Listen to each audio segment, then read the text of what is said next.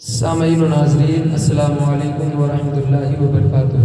امید ہے آپ تمام حضرات خیر و عافیت سے ہوں گے، ویڈیو کو سن کر فائدہ حاصل کرتے ہوں گے اور اپنے ذریعے دوسروں کو فائدہ پہنچاتے ہوں گے۔ ہمارا بیان ہے چلنے، بیٹھنے اور سونے کے تعلق سے۔ اللہ کے نبی صلی اللہ تعالیٰ علیہ وسلم نے فرمایا، احادیث رسول حضرت جابر رضی اللہ تعالیٰ عنہ اس کو روایت کرتے ہیں جو پیچھے بیان میں رہا۔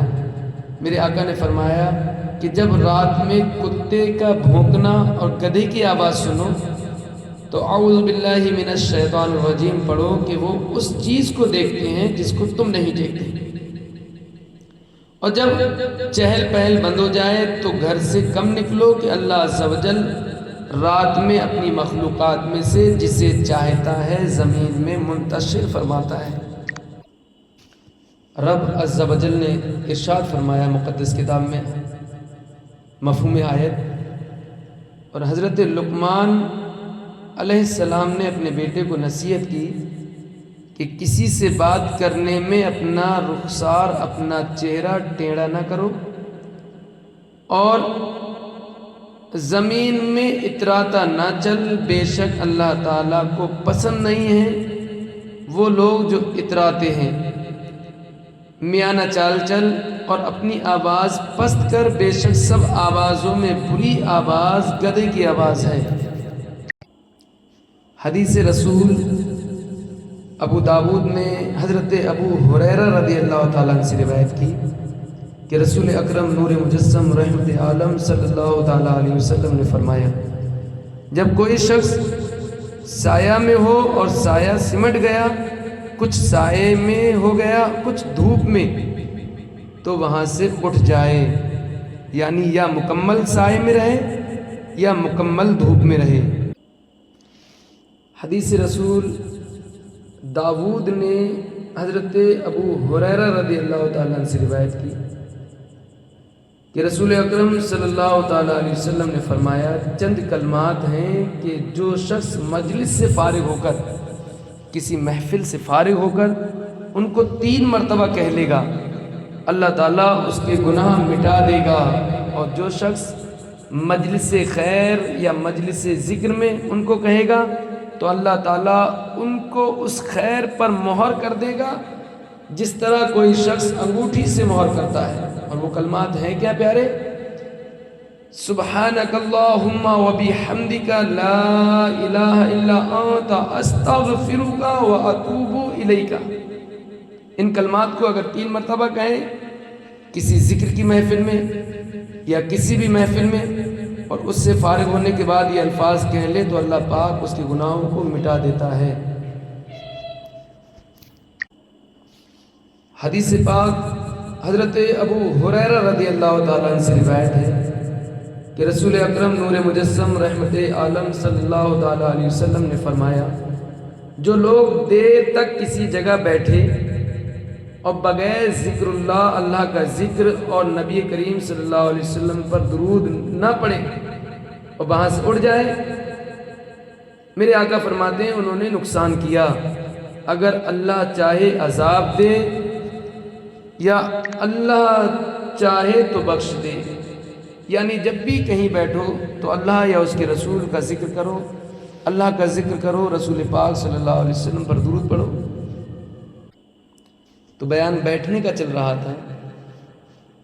حضرت انس رضی اللہ تعالیٰ عنہ سے روایت کی، رسول اکرم نور مجسم رحمت عالم صلی اللہ تعالیٰ علیہ وسلم نے فرمایا، جب بیٹھو تو جوتے اتار لو، تمہارے قدم آرام پائیں گے۔ پیچھے ویڈیو میں آپ نے سنا کہ نبی پاک صلی اللہ علیہ وسلم نے جوتے پہننے کی کتنی تاکید فرمائی۔ یہاں اسی تحت فرمایا کہ جب بیٹھو تو جوتوں کو اپنے پیروں سے الگ کر لو کہ تمہارے قدم بھی آرام پائیں گے۔ حدیث رسول صحیح مسلم میں حضرت جابر رضی اللہ تعالیٰ عنہ سے مروی کہ رسول اکرم نور مجسم رحمت عالم صلی اللہ تعالیٰ علیہ وسلم نے فرمایا، پاؤں پر پاؤں رکھنے سے منع فرمایا کہ جب تم چت لیٹے ہو۔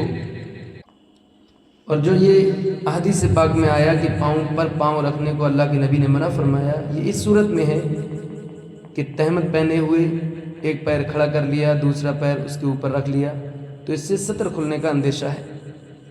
احادیث رسول صحیح بخاری و صحیح مسلم میں عبادہ بن تمیم سے روایت ہے، وہ اپنے چچا سے روایت کرتے ہیں کہ رسول اکرم نور مجسم صلی اللہ تعالیٰ علیہ وسلم کو مسجد میں لیٹے ہوئے میں نے دیکھا۔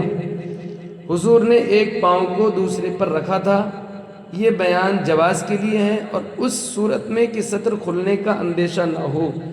اور پہلی جو احادیث اوپر بیان ہوئی اس میں سطر کھلنے کا اندیشہ ہو، مثلا آدمی تہمت پہنے ہو اور چت لیٹ کر ایک پاؤں کو کھڑا کر کے اس پر دوسرے کو رکھے تو سطر کھلنے کا اندیشہ ہوتا ہے۔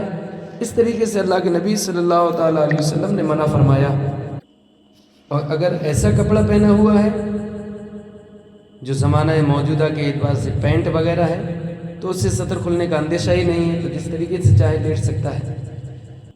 حضرت ابو ہریرہ رضی اللہ تعالیٰ عنہ سے روایت کی کہ رسول اکرم نور مجسم رحمت عالم صلی اللہ تعالیٰ علیہ وسلم نے ایک شخص کو پیٹ کے بل لیٹے ہوئے دیکھا۔ فرمایا اس طرح لیٹنے کو اللہ تعالیٰ پسند نہیں کرتا۔ حدیث رسول ابو داود ابن ماجہ نے تخفہ غفاری رضی اللہ تعالیٰ عنہ سے روایت کی۔ آپ فرماتے ہیں کہ میں سینے کی بیماری کی وجہ سے پیٹ کے بل لیٹا ہوا تھا کہ اچانک کوئی شخص اپنے پاؤں سے مجھے حرکت دیتا ہے اور یہ کہتا ہے کہ اس طرح لیٹنے کو اللہ تعالیٰ پسند نہیں فرماتا۔ میں نے دیکھا تو وہ خود رسول اکرم صلی اللہ تعالیٰ علیہ وسلم تھے۔ حدیث رسول ابن ماجہ نے ابو ذر رضی اللہ تعالیٰ عنہ سے روایت کی، کہتے ہیں میں پیٹ کے بل لیٹا ہوا تھا، رسول پاک صلی اللہ علیہ وسلم میرے پاس سے گزرے اور پاؤں سے ٹھوکر ماری اور فرمایا اے ابو ذر یہ جہنمیوں کے لیٹنے کا طریقہ ہے، یعنی اس طریقے سے جہنمیوں کو جہنم میں ڈالا جائے گا۔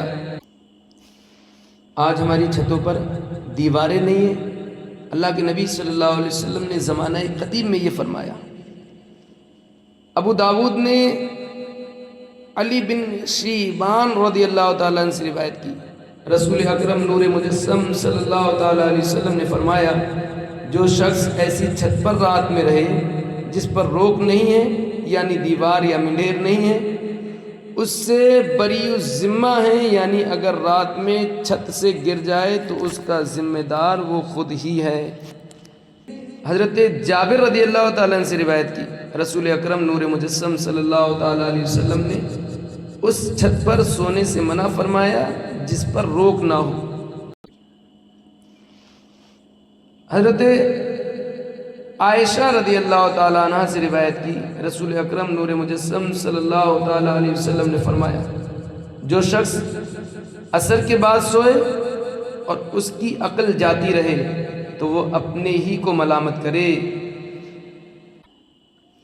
حدیث رسول بہقی نے شعب الایمان میں ابن عمر رضی اللہ تعالیٰ عنہما سے روایت کی کہ رسول پاک صلی اللہ علیہ وسلم نے فرمایا جب تمہارے سامنے عورتیں آ جائیں تو ان کے درمیان میں ہرگز نہ گزرو، دائیں یا بائیں کا راستہ لو۔ مسئلہ قیلولہ کرنا جائز بلکہ مستحب ہے۔ دن کی ابتدائی حصے میں سونا یا مغرب و عشاء کے درمیان میں سونا مکروہ ہے۔ بعد عصر سونا اس سے عقل کم ہونے ظاہر ہونے کا اندیشہ ہے۔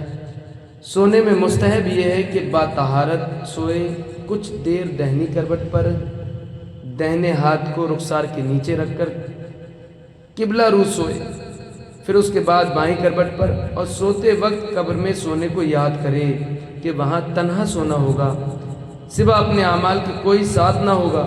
سوتے وقت یاد خدا میں مشغول رہے، تسبیح و تمہید پڑھے یہاں تک کہ سو جائے۔ جس حالت میں انسان سوتا ہے اسی حالت میں اٹھایا جاتا ہے۔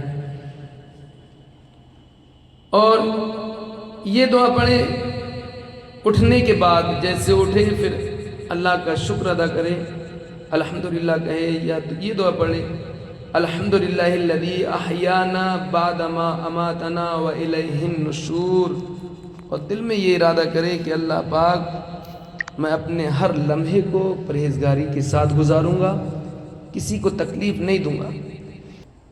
یعنی جب بچے 10-10 سال کے ہو جائیں تو انہیں الگ الگ سلایا جائے.